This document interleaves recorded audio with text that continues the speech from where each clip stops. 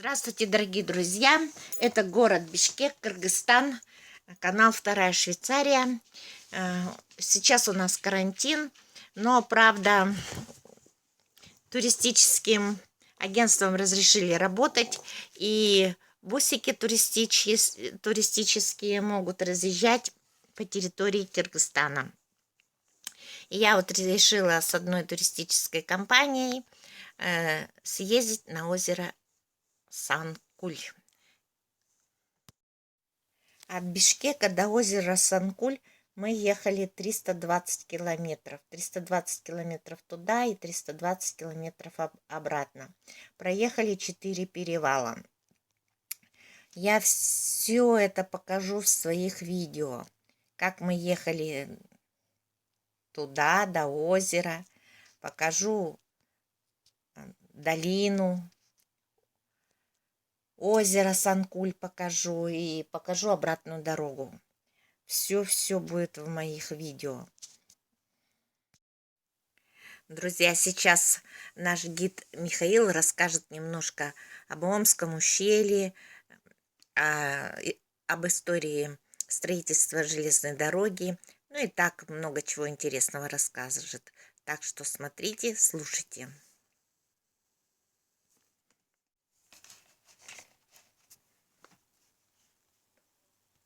Войны железная дорога доходила только до Быстровки.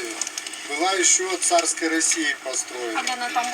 И вот когда началась Великая Отечественная война, в 1941 году было принято решение строить Большой Чуйский канал, было принято решение строить Артатакойское водохранилище для орошения земель Казахстана, да, и канал для этого делался, для орошения неполивных земель. И в то же время вот решили построить железную дорогу.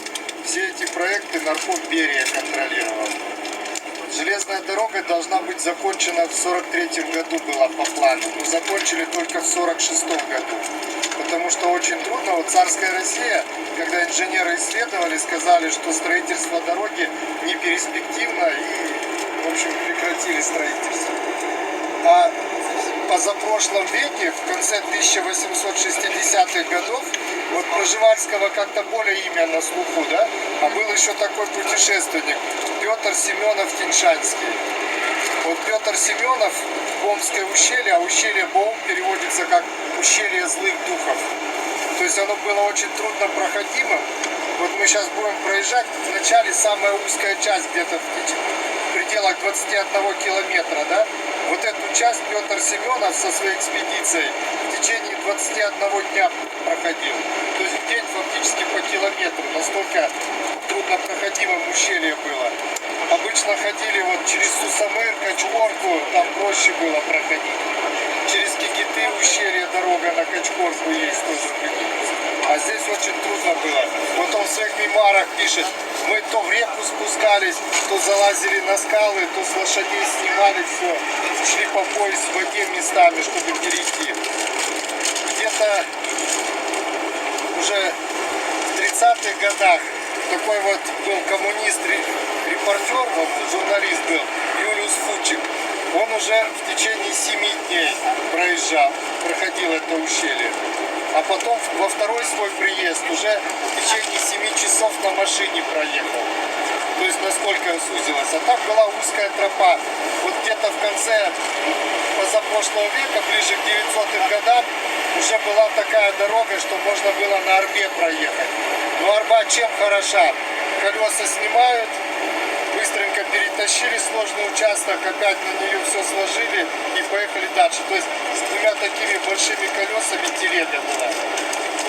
И вот железную дорогу строили местные жители, так же как БЧК, вот слышали, как копали, да?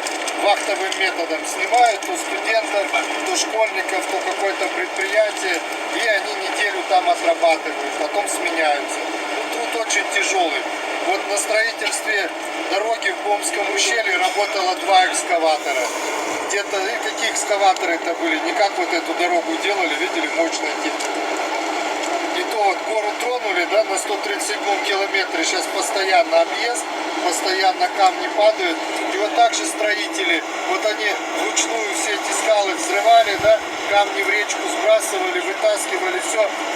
Ура, вечером праздник, там собрались, чай попили, там бузо давали вот им. Вот этот напиток из зерен, да? Знаете, да? Вот он питательный такой, все. Вот передовикам давали по литру за перевыполнение плана, это как премия была. Давали литр этого напитка, там, усиленную пайку, там, фуфайку дарили, или рукавицы. Вот это было премирование. Люди жили в землянках, где труд позволял, копали землянку, в ней жили. Точно так же парикмахерские бани в таких землянках располагались. И достраивали железную дорогу уже военно-бледные. Японцы были, немцы были. Вот проезжая Комское ущелье, там есть захоронения в японском стиле. Вот когда в 2000-х годах один старый японец сюда приезжал, он показал, где похоронены соотечественники.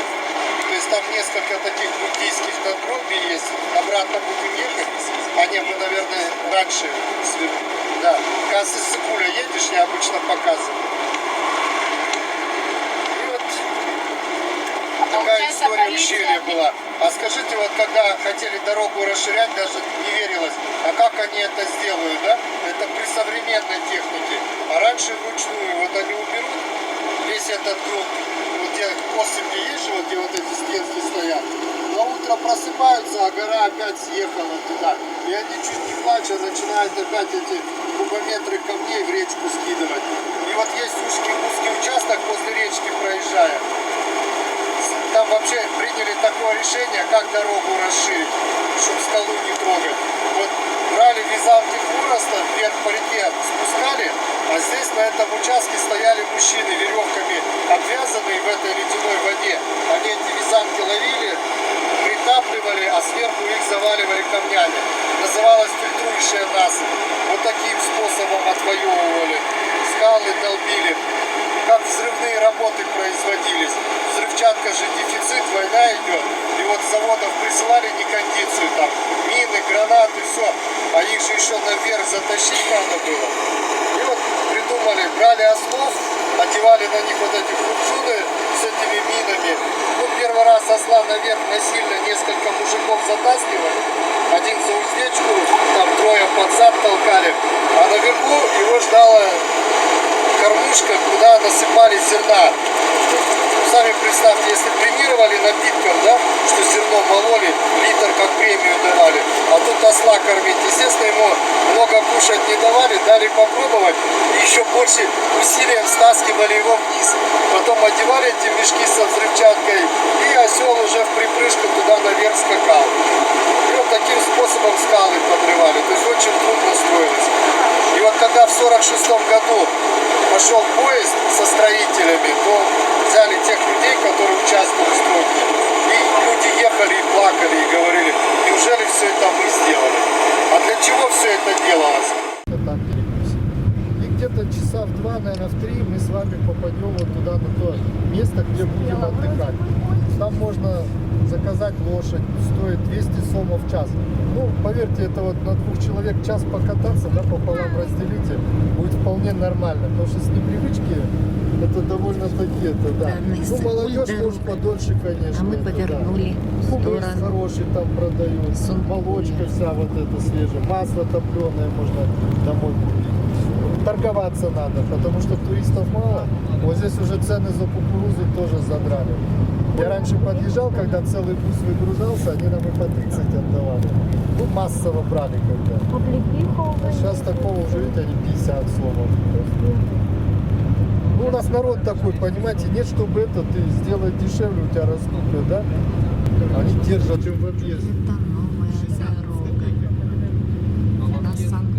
Это в объезд через Артакой, через Балычи, через... Ну, около 70, да, получается?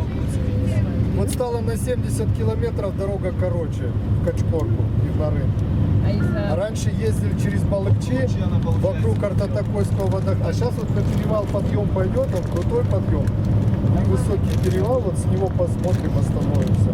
Там тоже туалет есть, кто не успел, может сходить, там бесплатно. Да, мы и здесь бесплатно сходили. Нет, ну бывает это, убирать некому, а брать находятся товарищи. Это просто они прозевали вас.